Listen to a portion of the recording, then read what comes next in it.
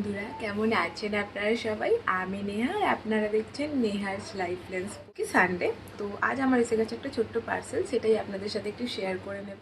ভালো লেগে থাকলে অবশ্যই একটা লাইক করে দেবেন আর দেখতে থাকুন পুরো ভিডিওটা স্কিপ না করে।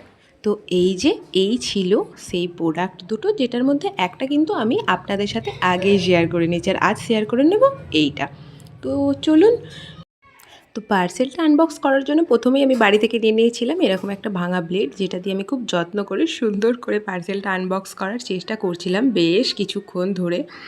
কিন্তু ওই যে ধৈর্যের অভাব থাকলে যা হয়, তো ব্লেডটা আমি পাশে ফেলে দিয়ে সুন্দর করে, একেবারেই সুন্দর করে না, খুবই বাজেভাবে পার্সেলটা আনবক্স করার চেষ্টা করছিলাম। আবার আমার ব্লেডটার প্রয়োজনও পড়েছিল।